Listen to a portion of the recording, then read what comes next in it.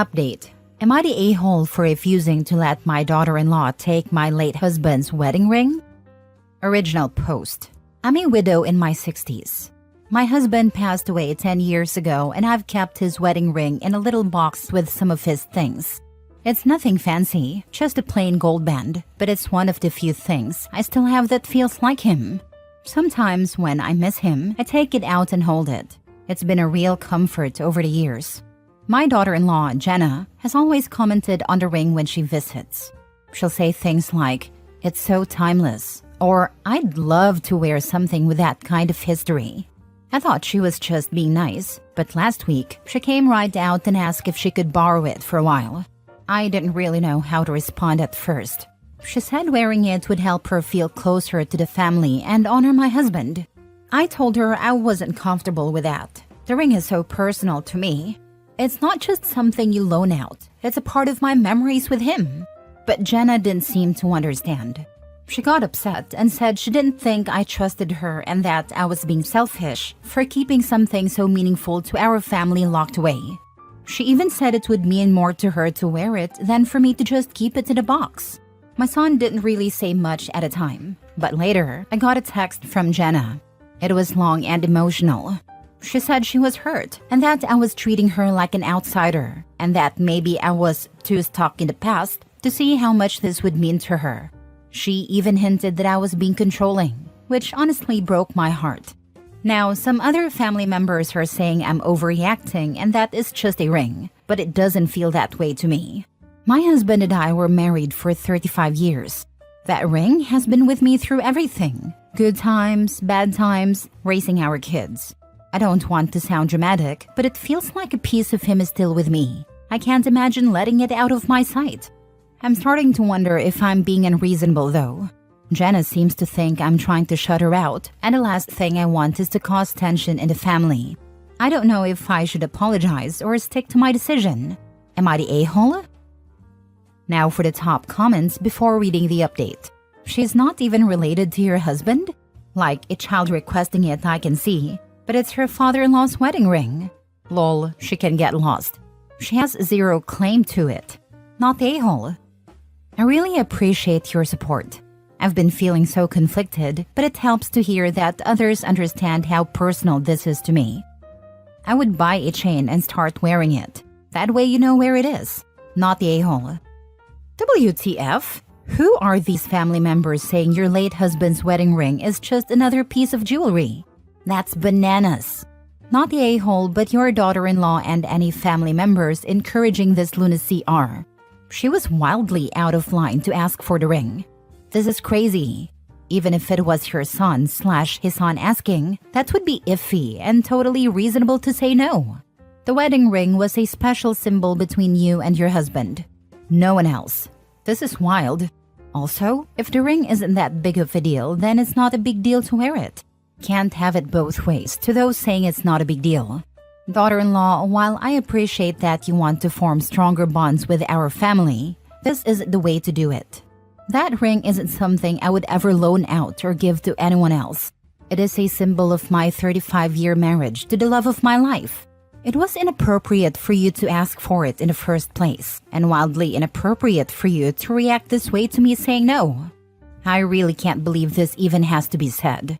Damn. Also, I would hide a ring when she or your son is over. Or wear it. Thank you for understanding. It's been such a hard thing to navigate. I feel awful for saying no to Jenna because I really do want her to feel part of the family. And I didn't mean to hurt her feelings. It's just that the ring is so deeply personal to me. Every time I look at it, it reminds me of my husband and all the years we spent together.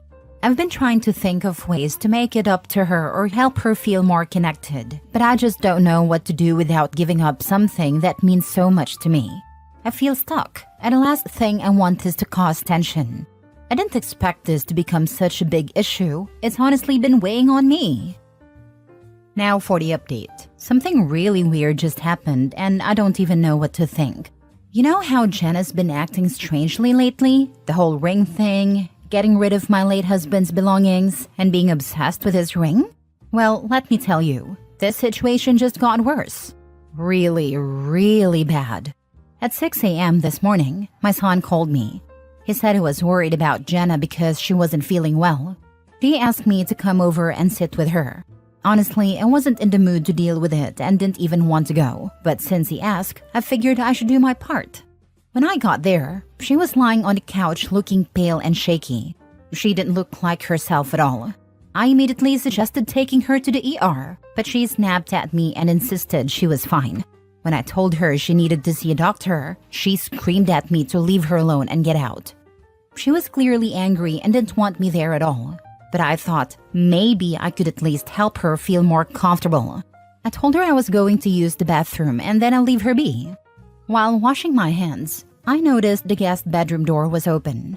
I didn't think much of it at first, but then I figured maybe I could grab her an extra pillow or something. She didn't seem to be resting well and could probably use something more comfortable. I wasn't trying to snoop, I was just trying to be helpful. But when I pulled a pillow down from the top shelf of the closet, I noticed something behind it, a box I'd never seen before. It looked out of place, like it had been shoved there or hidden.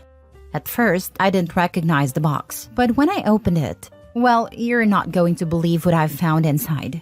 First, there was my husband's old fishing hat. I thought we'd already gotten rid of all his old stuff when they helped me clean the house, but here it was, tucked away. Then there were some other random things. His old scratched-up sunglasses and a pack of Black & Milds. I'm certain I didn't buy them, but I know my husband used to smoke them occasionally. At the bottom of the box was a creased Polaroid photo.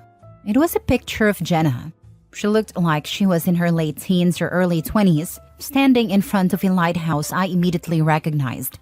It was a place we used to visit as a family, years before Jenna and my son even met. I have no idea why it was in there with my husband's things. I'm sitting here scratching my head because this is so confusing. Why would you keep these old things? And what is that picture doing in there? Jenna screamed at me to leave from the other room and I was so startled that I put everything back and just left.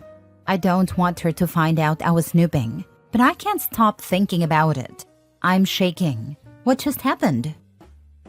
That girl is your husband's affair child. I can't prove it, but my intuition strongly says no.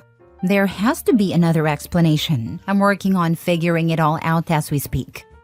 This is a seriously twisted update.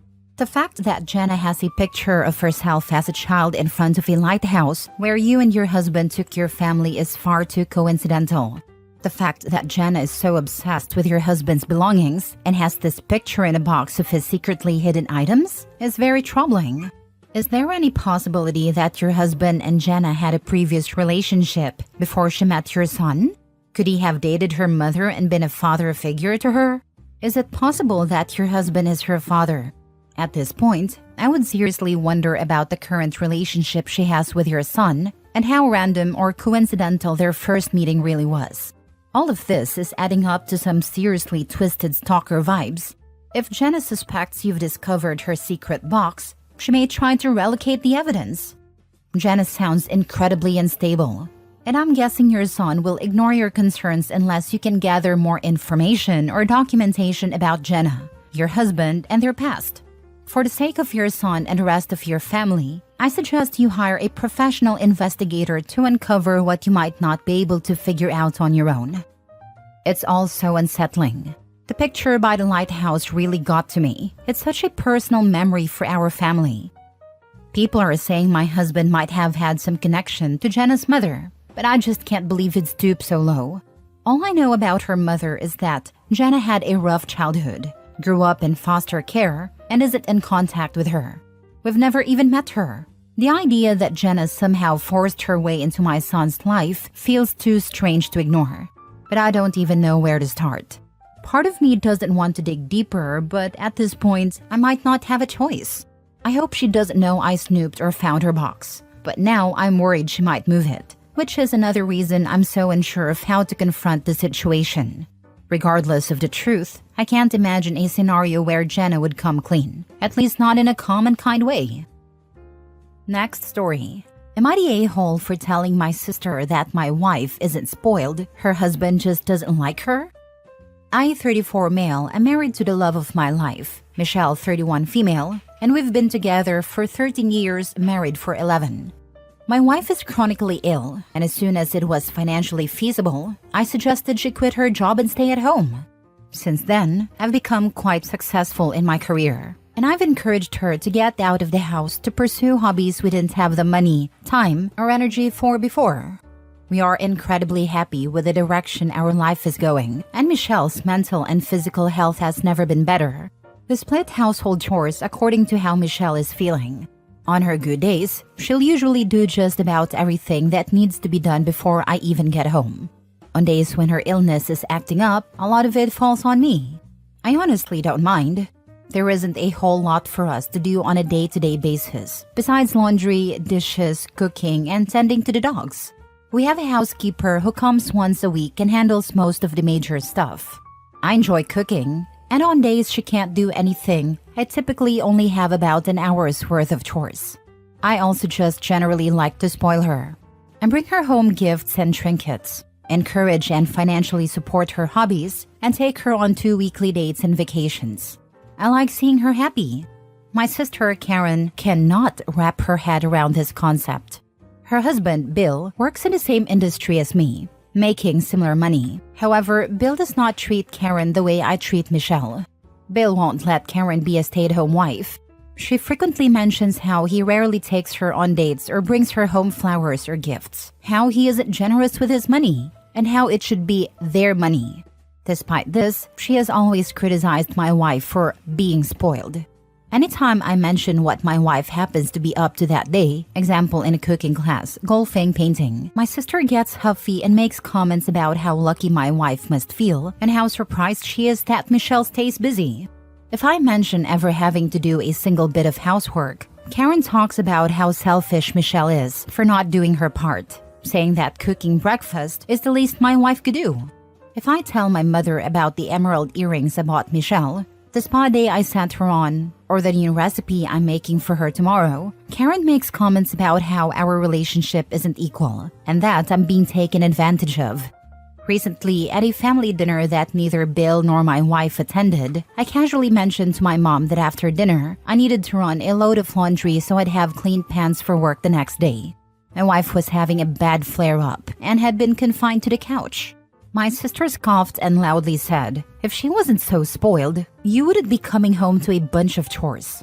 I responded with, "My wife isn't spoiled. Your husband just doesn't like you," and asked her why she's forced to work if her husband makes as much as me. She got mad. My parents were irritated and I was asked to leave the dinner. My sister has since sent me texts calling me names, and my mother has reached out saying that what I said was insensitive and asking me to apologize. Am I the a-hole? Now for the comments. Not the a-hole. Your sister sounds bitter because her husband doesn't treat her with the same love and care you show your wife. And instead of addressing that, she's taking it out on you and Michelle. Honestly, she's projecting her frustrations. And while your comment was spicy, it seems like it hit a nerve because there's truth to it.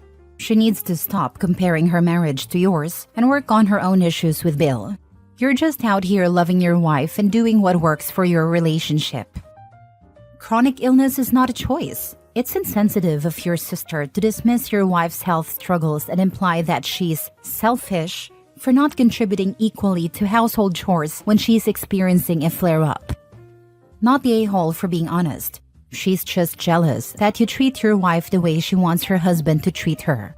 What I don't understand is why they're mad at you when she's the one constantly talking smack about your wife. Maybe they need to step back and think about why they're okay with how your sister speaks to you but not okay with what you said. Last story. Am I the a-hole for telling my dad's parents to take care of dad's affair baby if he needs a babysitter because I won't?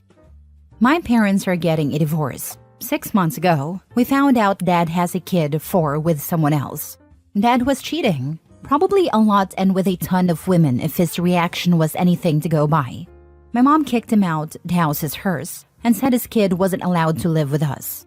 Dad ended up moving into a place owned by his parents. They're wealthy. I, 16 male, don't see him. My siblings, 13 female, 12 male, saw him once, but the judge said we didn't have to go and see him. We don't want to see him, so we don't go. My dad's parents were never very present in our lives, but now they're acting like we were once close, and that we're punishing the whole family for what dad did. It started when dad texted me and asked me to babysit for him. I can't block him yet while court stuff is still ongoing. Apparently, a judge wouldn't look at that in a good light and could change the custody stuff if we ever sever all ties right now. Having his number unblocked is enough. I ignored his texts, and then his parents showed up at our house and told me I needed to babysit my sibling and spend time with them because we'll be family forever. I said no. They tried to argue, but I said I won't be in the kid's life, so there's no forever. I said I don't want to know the kid, or dad, or any of them. Then mom made them leave.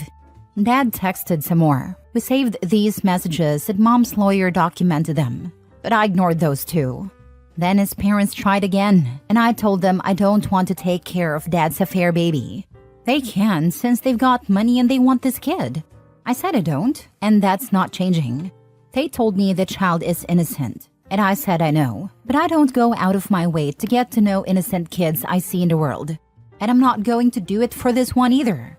They told me I'm still punishing a child who's my sibling, and that the kid will grow up wondering why their 3 half-siblings won't even speak to them. They also said I'd be paid for babysitting, which makes my stubbornness even worse. Am I the a-hole? Nope, not the a-hole. You've got freedom of choice, and you've made your choice. You did great telling your grandparents to watch the kid themselves if they're so bent out of shape about it. Next time, you should also tell them that it's not your fault or responsibility that their son threw his nice life in the toilet. And it's actually their fault for not raising him with better morals. Not the a-hole. They're right, the kid is innocent, but it seems they forgot you're a kid too. Not the a-hole. And in what way is the 16-year-old not babysitting punishing the kid? Ridiculous. It's punishing the adults who don't want to watch the kid either. They care about themselves, not opiate siblings. Hopefully when the court stuff is over, the kids can all block their sperm donor and his parents and have peaceful lives going forward. Not the a-hole. Exactly as you say, this kid is a stranger to you, and innocent or not, is not part of your life. You have the right to decide who you have in your life, and it's perfectly reasonable not to want to have anything to do with this child. Opie and their full siblings are innocent too. They're not the ones who cheated on their spouse, but they're still being punished by having their family ripped apart. Forcing them to do extra chores, babysitting, is punishing them for something they didn't do.